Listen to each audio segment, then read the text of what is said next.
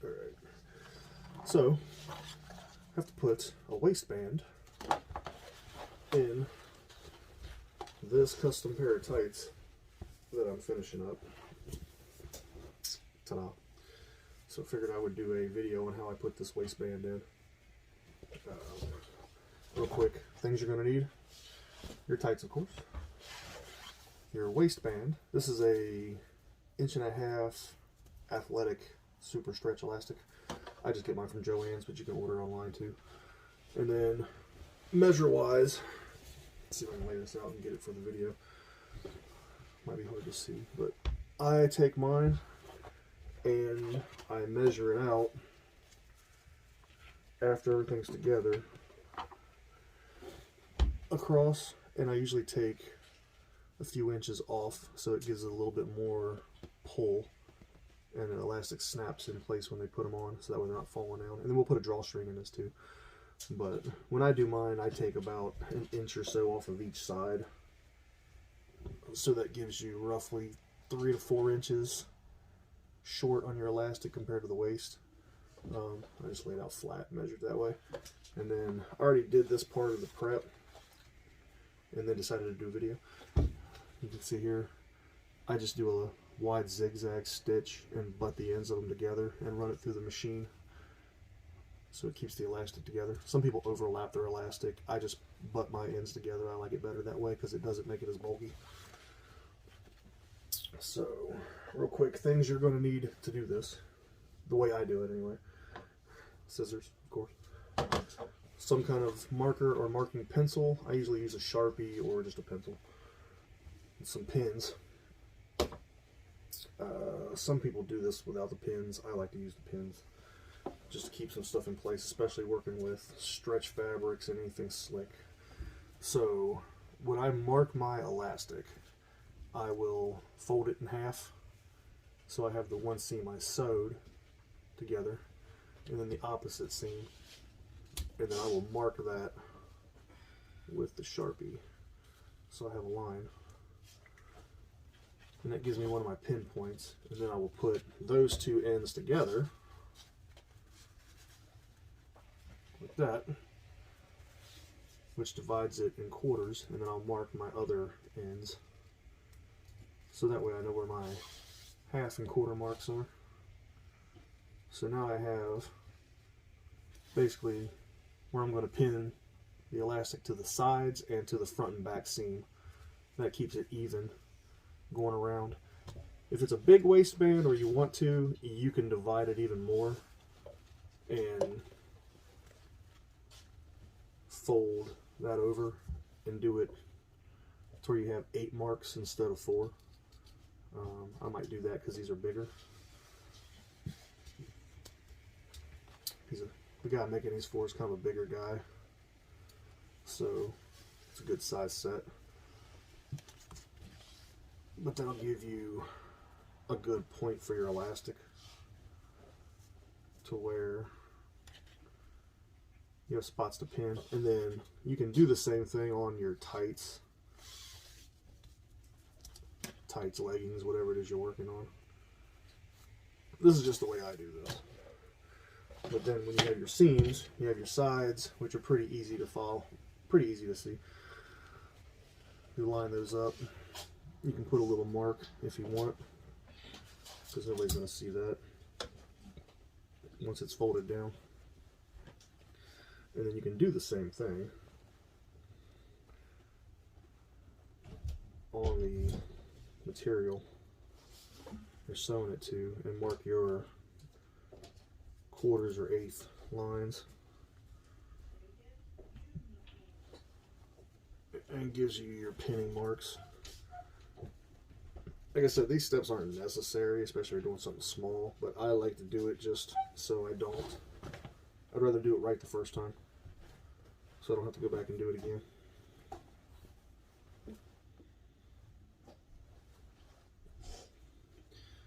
It only takes an extra few minutes. I mean, 5 minutes worth of prep time, which after you do it a few times, it doesn't take long at all.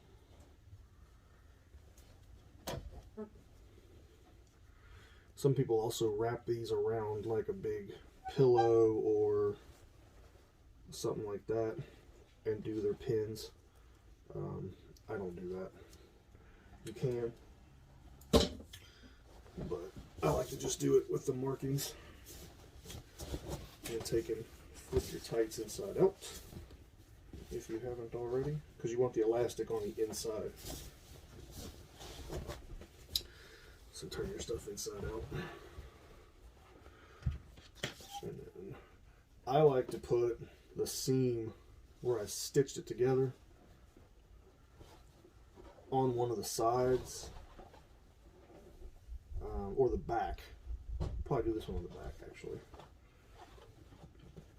And then I'll off center it a little bit so it's off to the side of where the seam I stitched the back crotch seam closed on. And then basically just line it up and put your pins in. Pretty simple.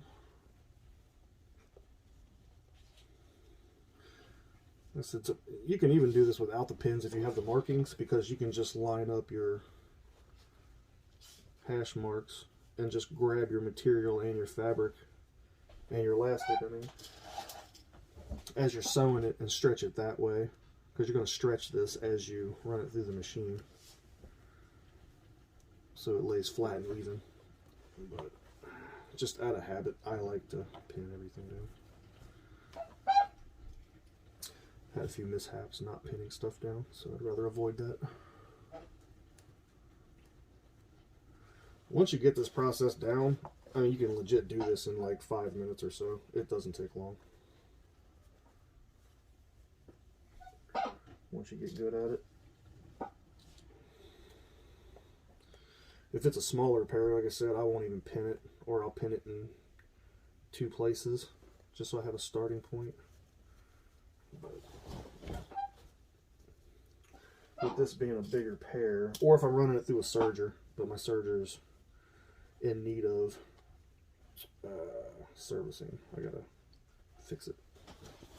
Hasn't been used in a while, so it needs cleaned and oiled and redone. Like I said, just pin your elastic down along the top edge of your fabric on the back, so that way when you fold it, it's on the inside. You don't want it on the outside. Made that mistake too.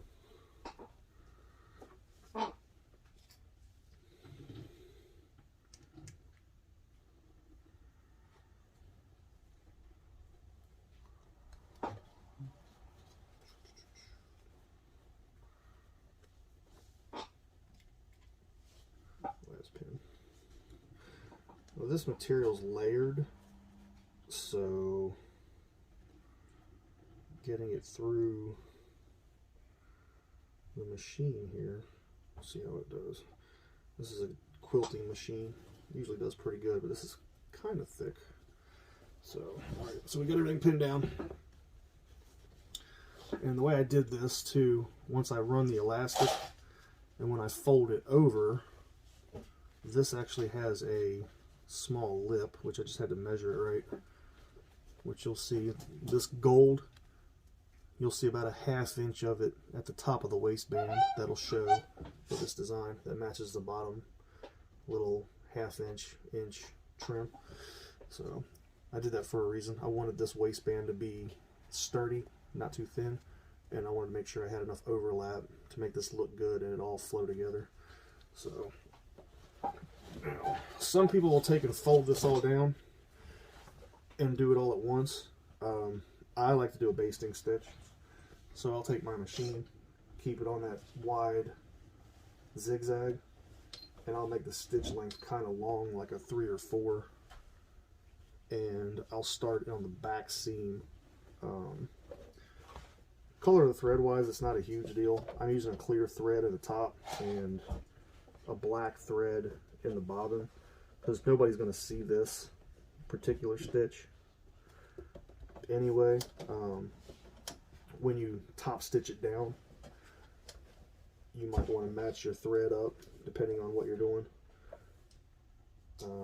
I'm just using a clear for this because that's what I did most of it in.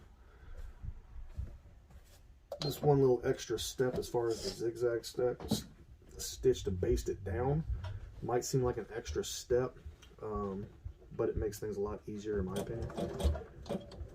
So, and it doesn't take long to do.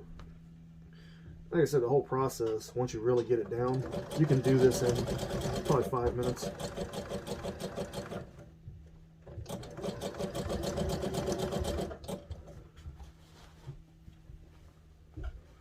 And I've been putting my pins in backwards, with the pin head facing this way instead of the other way. I saw a guy do that on another gear making channel. It was like JRJ or RJR Studios. I have to look it up and see. I can't remember. I saw him doing that though, and I thought, well, let me try that. And it's worked out a lot better. Keeps the pins out of my way. And I have a tendency to sew over top of my pins, which can be a little hazardous, but I've noticed with them this way, I don't run into the top of the pin. It goes through the machine smoother, and with this wide zigzag, I'm not too worried about hitting the pin. Again, when you're running this through, make sure you pull your fabric and your elastic to keep everything flat and lined up, and just let the machine do the work. Like I said, he's got a big waist. He's a good sized guy. He's about 6'3" and probably 300 pounds. Big boy. So he's got a 50-some inch waist. So that's why this one I'm wanting to pin down more.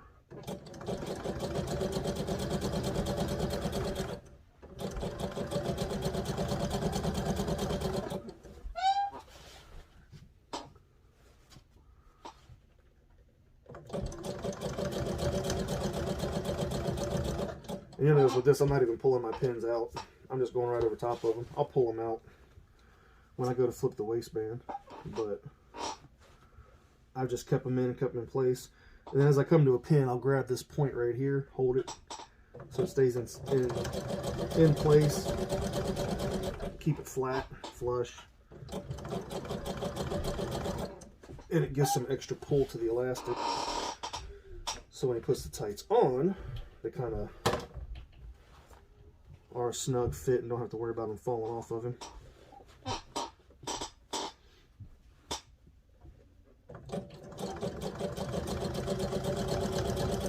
Putting the waistband in is always a good feeling on these for me, because it's usually the last thing I do aside from putting a drawstring in. Some people put their drawstring in beforehand or as they're doing their waistband. I have a way I do mine afterwards. I can put that in here too. But now I'll go through and pull all my pins out. So we have that basted down. And it's in there nice and snug. Lined up really good along the seam of the tights here. See, worked out pretty good. Now I'll pull my pins out. I want to get one of those wrist things. Pull my pins out. Blink.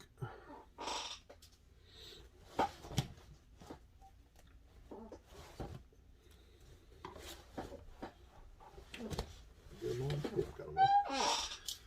And then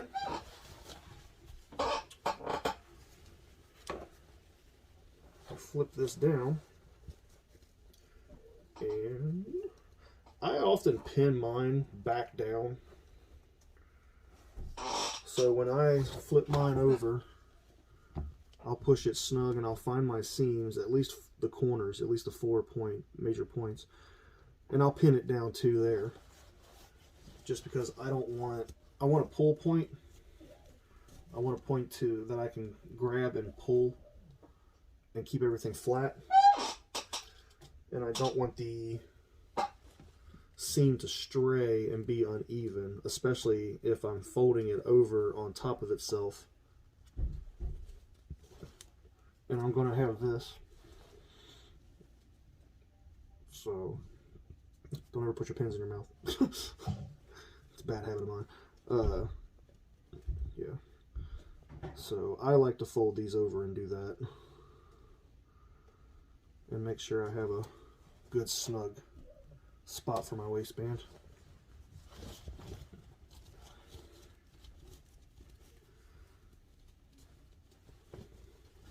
I said at least in 4 points,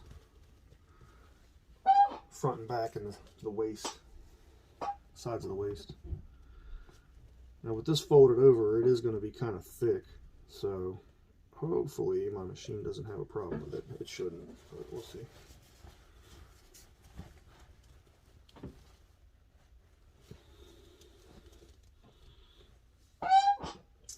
This video is getting a little long, but that's alright.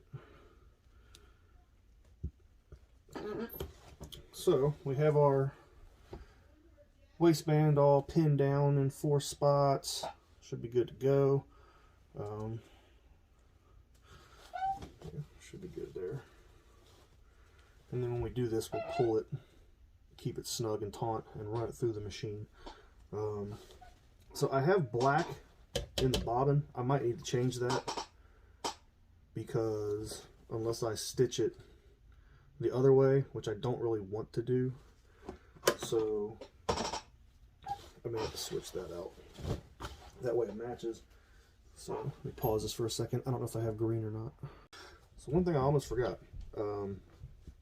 When I do these tights and I put a drawstring in them, I put a stitch in here. I do a square box or rectangular box to make sure it doesn't pull out and tear the fabric, because sometimes when you put a waistband, if you just punch a hole in here, you can do that, but it's going to wear more quickly.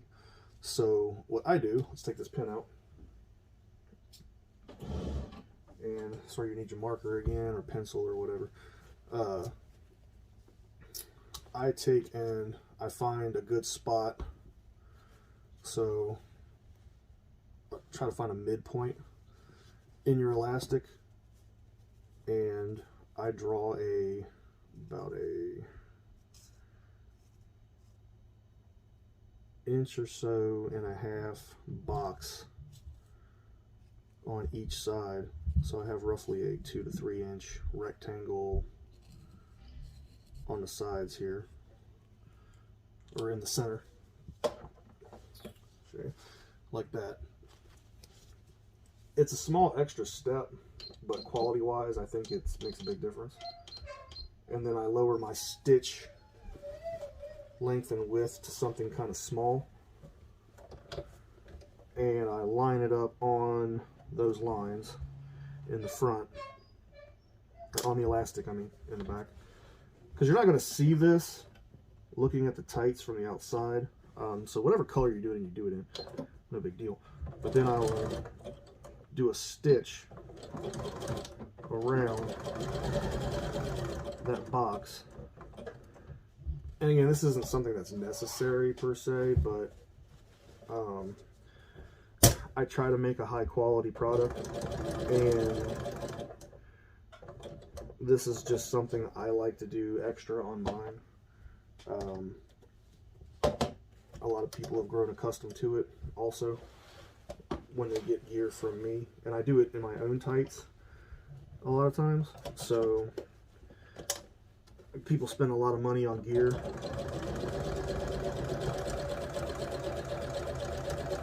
I want them to get their money's worth. So this little box, I think, just makes a big difference.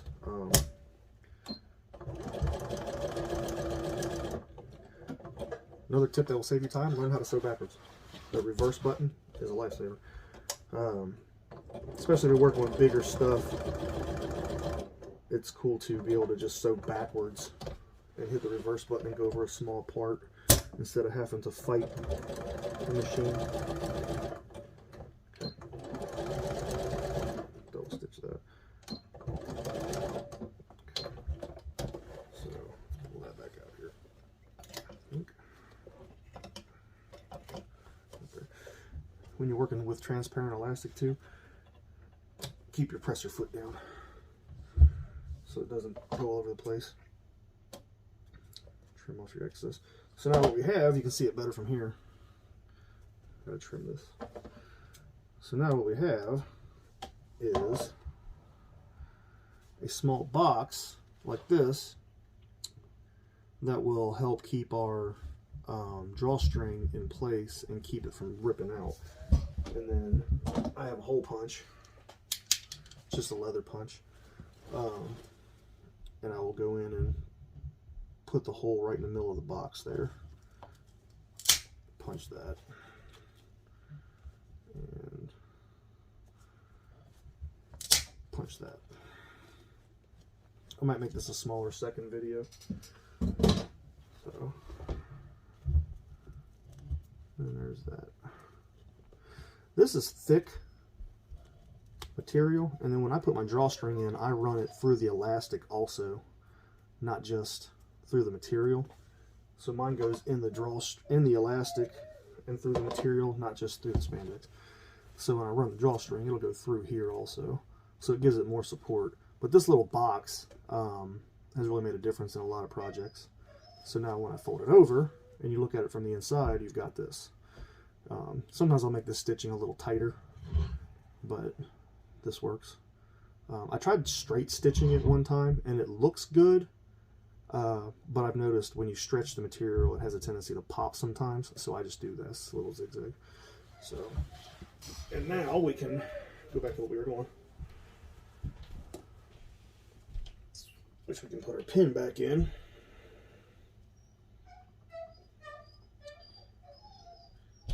Ignore the dog up there throwing a fit. People are leaving. I decided to do this video kind of last minute. Okay. So there's that.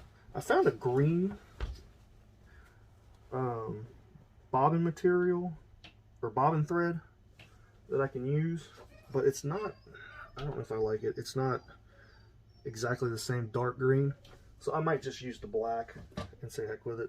The black blends in good, and it's already in this seam here, and you can't really see it, so I'm probably just going to use the black and say heck with it. I think the black will look fine. It's not going to go over the white here. It'll be above it, and that was my worry, was it hitting the white, but it's not going to do that, so it should look fine. And then when I do the other top stitch at the top of the waistband, that's going to be in clear, so you won't see that anyway. I know there's small details that might seem insignificant, but it makes a big difference. And the overall quality of the product, to me anyway. So, we do a waistband, line everything up. Make sure you put your stitch back where it was at. So we were at a 5, and I do 2.5.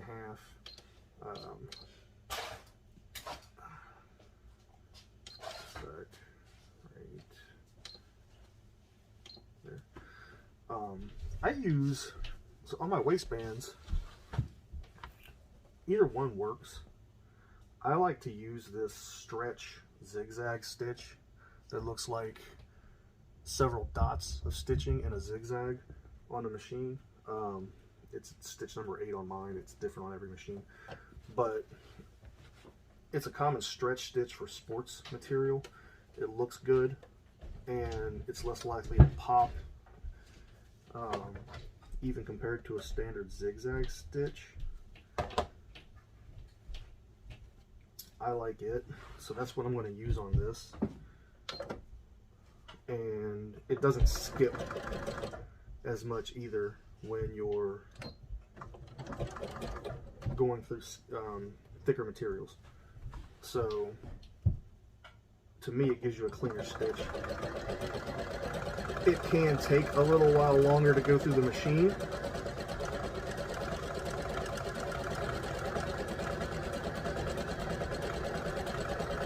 because it's a more intricate stitch, because it's doing a combination of a straight stitch and a zigzag. But the overall product looks good, and it holds up the stress better, I think, on the waistband. Now when I do the locking stitch at the top to make sure the waistband is in all the way, and it keeps the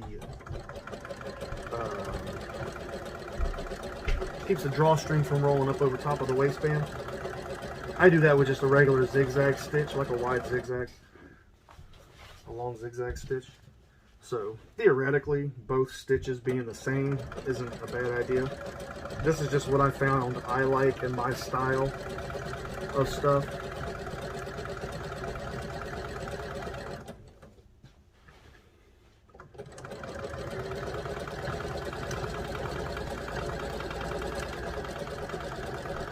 This is probably going to be a 15 or so minute video, if not 20, on this process. But once you get it down and do it, this whole thing, it's legit 5 minutes or so. And the more you do it, you can eliminate some of these steps.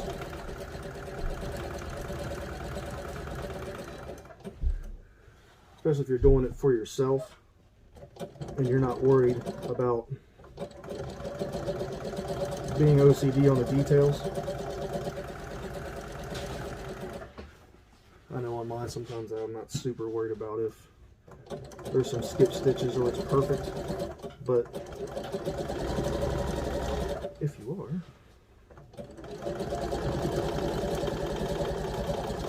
this will get you there. Or if you decide to do something for somebody else. I've helped a number of people learn how to make gear for other people as a business. And they said these little tiny details made a big difference in their customer retention and people being happy with the product, which I think is important. Okay, almost there. With this, I have to keep pulling this up some because I have a seam that I want to make sure is showing, because it's a detail in the design. Which is one reason I'm kind of pushing this down with my arm, just to make sure. And this sewing machine is lighter too because it is a quilting machine and it's not bolted down, so this machine tends to move. So make sure your machine is secured in a good spot. You can pull your pins out too. You can pull your pins out as you go. But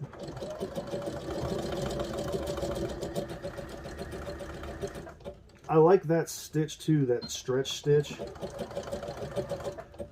Because when I get to large seams where I've got multiple layers of fabric,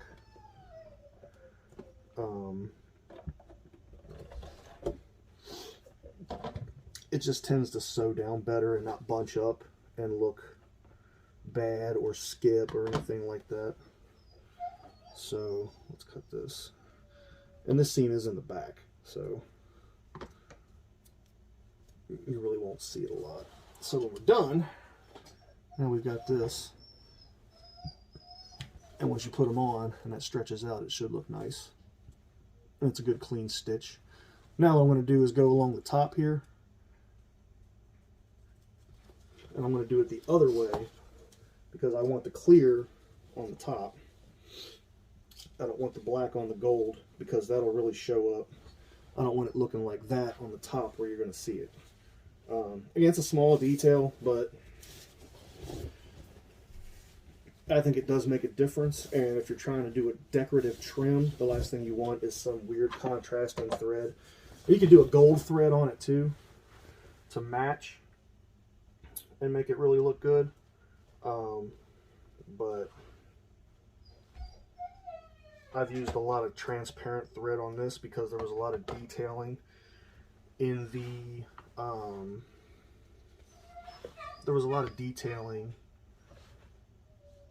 the designs, so I like the transparent thread for that reason. Make sure I get my pins out. I don't need the pins in here. Okay, I'm trying to get this done. So we got that trim along the top. So like the last time, I'm going to start in the back and go around that way. So, and when I do this, like I said, this is different because it does have a trim. normally I'll just line up the edge of the fabric with my sewer foot, my presser foot, with the edge of my presser foot, and that normally works pretty well. I'll go back down to a regular zigzag stitch, probably 2.5 or so length, because this is just a locking stitch. You can do it thinner and tighter, but it's all a matter of preference. Like I said, I'm just going to do it in a decent wide stitch. This particular one is going to have 2 rows of stitches. One from where I put the decorative trim on, and one from the lock stitch for the top. Hopefully you guys can hear me over the sewing machine.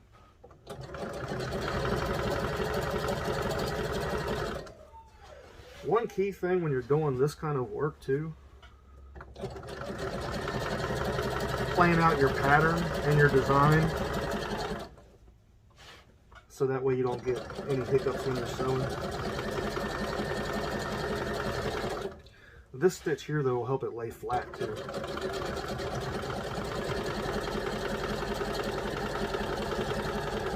Keep the waistband from rolling. Sometimes, especially if you're a bigger boy, your waistband will roll on you, and that never looks good. You want your stuff to sit flat, at least as flat as possible.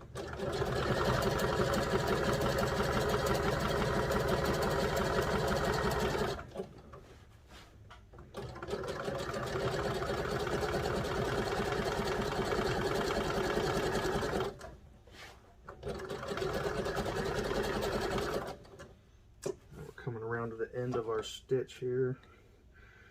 I trim off my ends, my tails there, so I don't sew over top of them. You get these bulky seams sometimes. My presser foot has a little button I can push, and it'll help raise it up a bit and loosen it up so it goes over this. Just kind of guide it through. Don't force it and pull it, because then you'll skip stitches, and you don't want to do that. Back stitch, reinforce it and lock it down. And trim. I have a cutter, but I like to use my scissors. So, and then we have that. So you can see here, it's stitched all the way around. And with that transparent thread, you can't really see it. And then there's the back of it, stitched down nice. So when we put our drawstring in, we have, where'd our drawstring thing go? Okay. We have it locked here. Let me get it on camera. So we have our bottom stitch, we have our top stitch here to lock it in. Our drawstring will go through this channel right here, and I'll show you guys how to do that too. So when I do my drawstrings, actually let me give a pause for a second. And you can see, so it's got a little stretch to it. It should be nice and snug. Should fit good on brother. So when I drew, let's take a second here. When I do my drawstring, I use paracord a lot of times. It's affordable, works great. And what I do, let me pull this out. This is on this weird windy thing. I'll show you how I do this. I'll probably cut this into another video. I take my paracord, I measure it to my tights. It's better to have a little too much than not enough. So I know, okay, my tight from waistband, half my waistband is this. So I double it over. This should be my full waistband. And then I double it over again, and I give it about a half length extra. So, and then I cut it. Look. So, like I said, it's better to have too much than not enough. I got the paracord at Dollar Tree. Get back to the camera shot.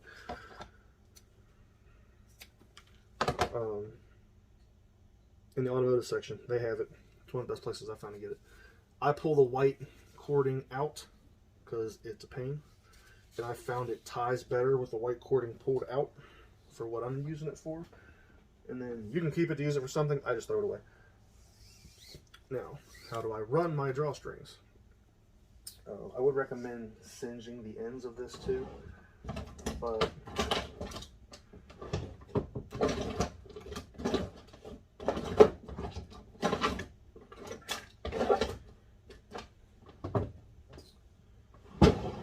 so I use tweezers to do this, but my tweezers are missing evidently.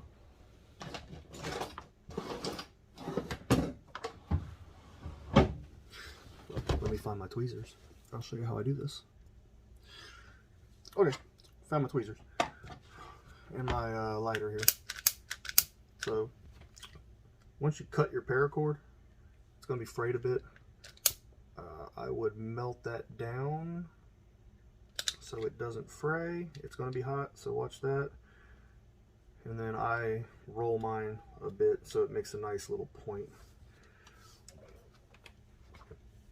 And I do that on both ends, of course. This stuff melts pretty easy, but it can get hot quick. My fingers are pretty callous, so it doesn't really bother me. But be careful because it is hot. And if it gets too hot and it melts, it will stick to your fingers and it'll burn the crap out of your finger. So, okay.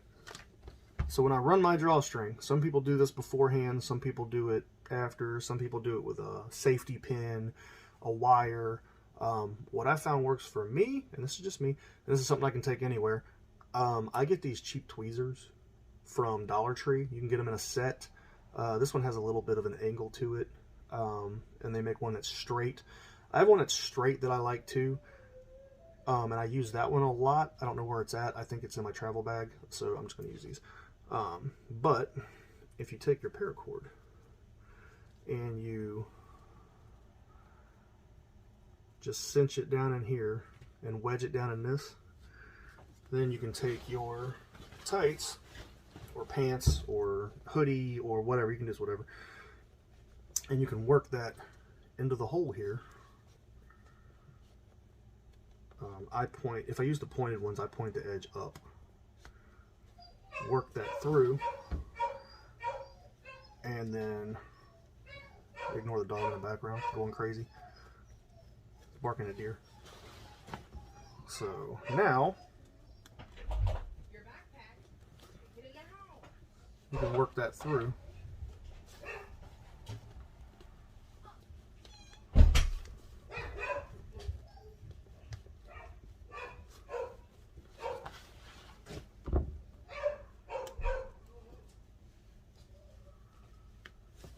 Basically work that all the way around. The more you do it, the faster you get at it. Like I said, these are pretty big. And with the extra layers of material, just watch when you hit your seams, because sometimes you will get bunched up on the seam and get caught. You want to make sure you're pushing that tweezer closed, so when you hit a seam, you're not going through two different layers of material, if that makes sense. You're not scissoring through or splitting your tweezers over top of two layers of material or through the threading and getting hung up.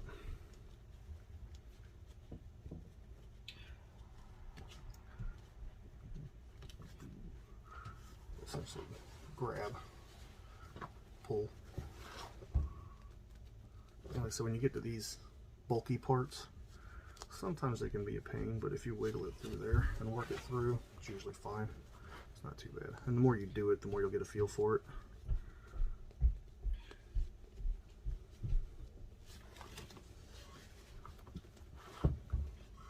We're already halfway through.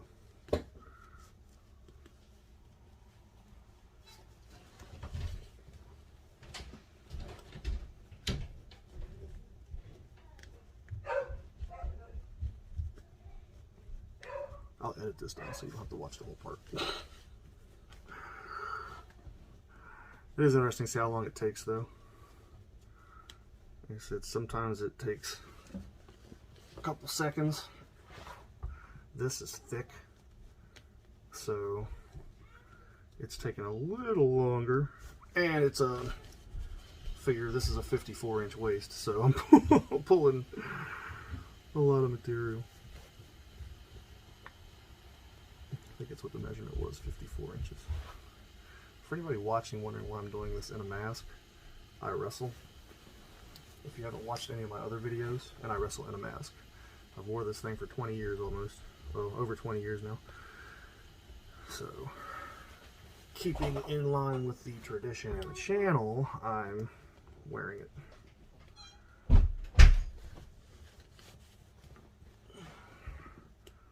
So, almost through. A lot of it's just really push the material down on the tweezers and pull, and then once you get to your other hole, you just find the end and pull it through. And then we have your drawstring. Some people will pull the drawstring. I've seen some guys do this. They'll pull the drawstring and get it evened up, and then they'll put a stitch in the back here to lock it in place. I think it's a pretty good idea too. I don't do that, just in case something happens and the drawstring breaks or something like that. But that's me. And then it's always a good idea to burn your excess threads down. Make sure everything looks nice and clean. Don't want anything looking gaudy. But that's how we do the drawstring. And these are technically done. So we have a nice set of tights.